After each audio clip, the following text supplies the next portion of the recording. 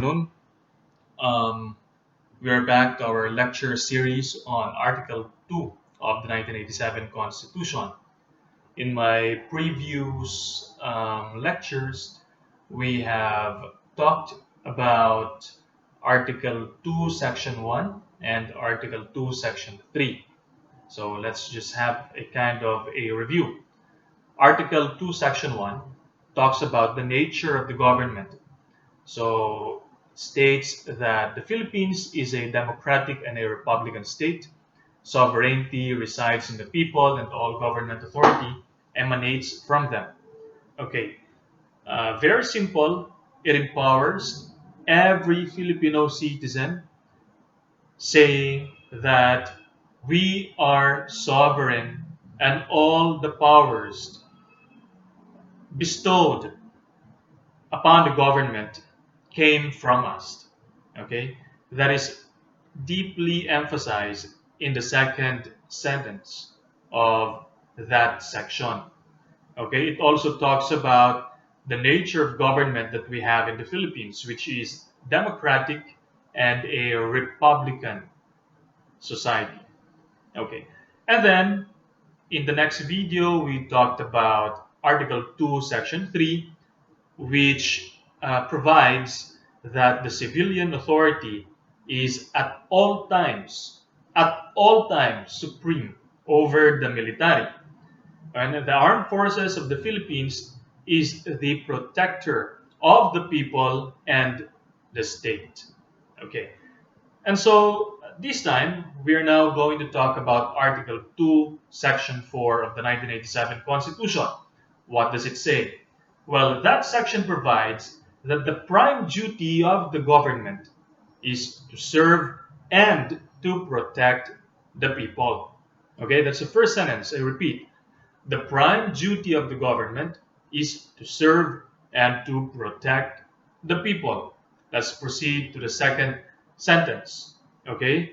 The government may call upon the people to defend the state, and in the fulfillment thereof, all citizens may be required, in accordance with the provision of the law, to render personal, military, and civil service. Okay, let's proceed. Let's go back to the first sentence. As sinasabi dito, ang pangunahing obligasyon o tungkulin ng pamahalaan ay to serve and to protect the people. Sino yung people? Tayo, no? It's the first element of the state. These are the inhabitants of this state. The government ought to serve and to protect us. Prime duty nila yan. Obligasyon, pangunahing tungkulin nila yan. Pero hindi naman sinasabi rito na lahat na lang ay nakadepende sa kanila. Okay? Merong inherent right ang Estado para mag-exist at i-preserve ang kanyang sarili. Diba? Self-preservation and for it to exist. Okay? That is the inherent right of the state. And therefore, defending and protecting the state does not only lie on the shoulders of the government, but this must also rest on every citizen of this country. And that is why in the second sentence nakalagay doon, the government may call upon the people to defend the state. O paano yan? How can the government defend the state? Okay? The government may call upon the people to defend the state, and in the fulfillment thereof, okay, maaari tayong ipatawag ng Estado upang mag-render ng personal, military, o civil service. Okay? Dito papasok yung panunumbalik ng ROTC natin, di ba? Naabutan ko to nung ako ay nagkuleyo, ROTC. At hindi naman kasi ako, o wala naman akong planong mag-military. I don't intend to kill nor be killed. Pero ang sabi kasi sa batas, all citizens are required, okay, under the provisions of the law, or to render personal, military, or civil service. So wala kami magagawa. In fact, nakarating ito o may desisyon ang Korte Suprema patungkol dito.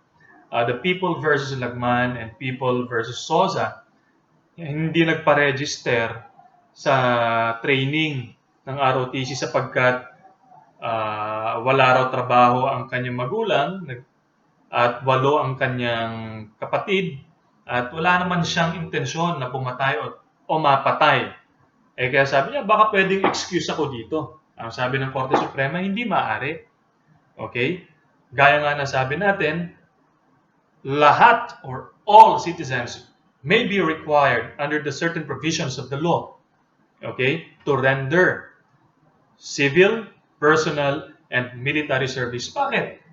Ibig sabihin nito, bagamat pangunahing obligasyon ng pamahalaan ang pagsilbihan, protektahan ang bansa, bawat individual, bawat isa sa atin, meron ding obligasyon na tumugon sa panawagan ng pamahalaan upang mag-render ng personal, military, and civil service. Bagamat meron tayong Armed Forces of the Philippines, baka dumating ang panahon na sana wag naman, kailanganin ang serbisyo natin. Kaya mabuti ng handa tayo pagdating sa mga bagay na ganyan. Okay?